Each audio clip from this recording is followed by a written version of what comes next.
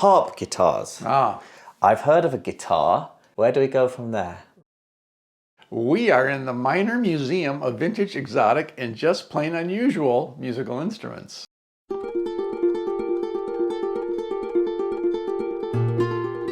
The idea is that you've got a 6-string neck and the basses are one note, of course. They can't be fretted, but they provide one note. So typical is a harp guitar with a full set of chromatic bass strings. And this is an early one. This was before 1900, certainly by about 1890. And again, 6-string neck, tuned standard, but they wanted to provide a chromatic bass note that's going below the E string on your neck, so D sharp on down to a low E. And every chromatic note on the piano is available as a bass note, so you could play accompaniment.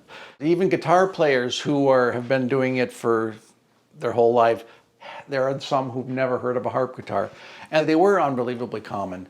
And in America, you know, the heyday was 1885 to about 1925, and they sort of petered out during into the 30s, and then just slowly fell out of favor. And that, you know, radio killed them, movies killed them. Loud resonator guitars and then electric guitars finally made the harp guitars obsolete, which is too bad because the harp guitars weren't just loud accompaniment instruments, but they were unique in their playing technique and the sound, and that's because of all the floating bass strings. They lasted longer in Europe. In Italy, they went into the 50s. In fact, they probably never stopped. In Germany and Austria, they never stopped. They've been around since the early 1800s, expanded into more and more bass strings, as you see. And by the end of the 1800s, they were ubiquitous throughout Germany and Austria. Hundreds and hundreds and hundreds of builders made them routinely, and they became an accompaniment instrument, and those have never died out to this day. So they're still, you know, they're still in the tuxedo bands playing Schrammel music with violins and clarinets, and the Schrammel guitar, the harp guitar, playing the piano part essentially. Muriel Anderson just recently asked me, "How many harp guitars do you have, Greg?" And I said, probably about 45. But the whole point about having the amount of harp guitars that I now have is that no two are alike in any way. I mean, they're all dramatically different designs.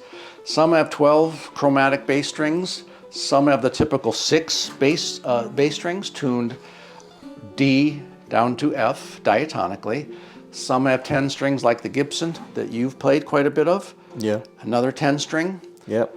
Only 4 strings. Every invention of the harp guitar was sort of a different way to get the same idea, which was you want extra notes, bass notes, to play independent of the neck, and adding to the sound and extending the range of the instrument. So for this one, the guy's not playing the basses with his thumb as we do in a harp guitar.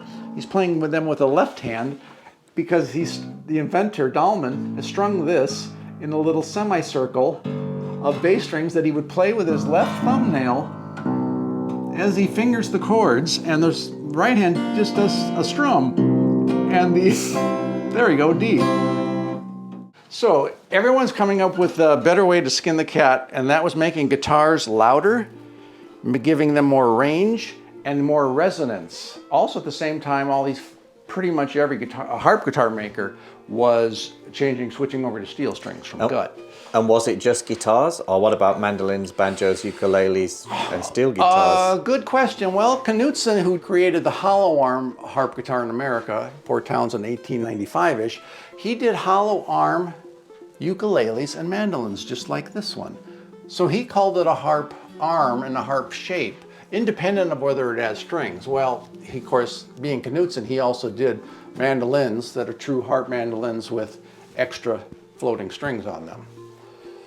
And he's got Hawaiian guitars. We believe he created the shape that became famous in the hands of Herman Weisenborn later in Los Angeles. Knudsen not only did the basses of 5 or more, but he created little banks of treble strings. And when he added a full 7 of them, we called them super trebles. And it was John Doan who decided, let's tune these to a scale and have a bass and treble and neck 21-string harp guitar that you then get basses and open trebles, sort of just like the fretless zithers.